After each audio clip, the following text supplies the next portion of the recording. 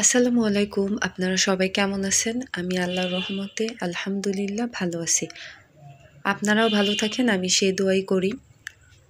দেখেন আজকে আমার যে নতুন চুলাটা, রান্নাঘরে যে চুলাটা বানাইছি ওই চুলাটা ফাটছে। এর জন্য ভাবলাম যে চুলাটা লিপতে আসি। আমি আমার এই জীবনের প্রথম কাদামাটির কাজ আর চুলার লেপার কাজ করতেছি। কোনোদিনই এসব কাজ আমি করিনি। এই দেখেন চুলাটা লিপলাম।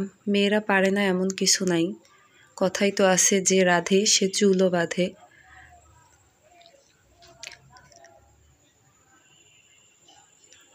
কিন্তু আমার শাশুড়ি আমার পাশ থেকে বলে দিচ্ছিল যে এইভাবে এইভাবে করো, এইভাবে এইভাবে লেপো। মেয়ে মানুষ এমনই হয়, যেখানে যাবে সেখানেই সব কিছু মানিয়ে গুছিয়ে নিতে চেষ্টা করে, আর চেষ্টা করলে সব কিছুই পারে মানুষ। এর জন্য দেখেন আমি কখনোই আমার বাপের বাড়ি থাকতে তো কোনো কাজই করিনি, জীবনে কোনো দিন চুলা লেপা বলেন কোনো কিছুই আমি করিনি। কিন্তু এখন সবই পারি, রান্না করতেও পারি। এখন আজকে তো চুলাটাও লিপে ফেললাম। আপনারা আমাকে কমেন্ট বক্সে জানাবেন যে আমার লেপাটা কেমন হয়েছে, কারণ আমার এই জীবনের প্রথম আমি চুলা লিপলাম।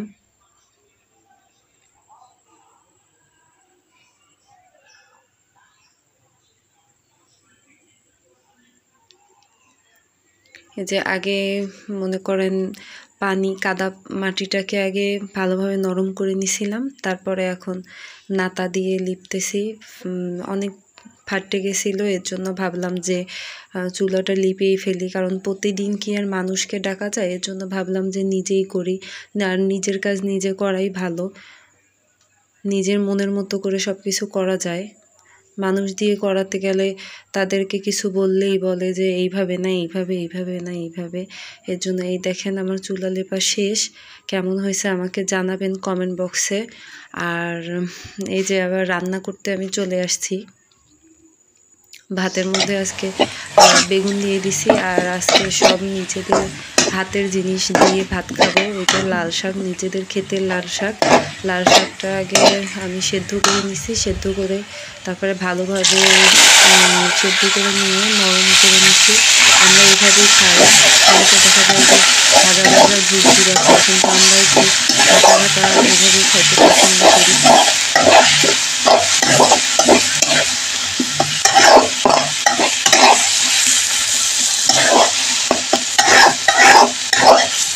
আসলে মেয়েদের জীবনটাই এমন যে যেখানে যায় সেখানেই কাজ আর কাজ,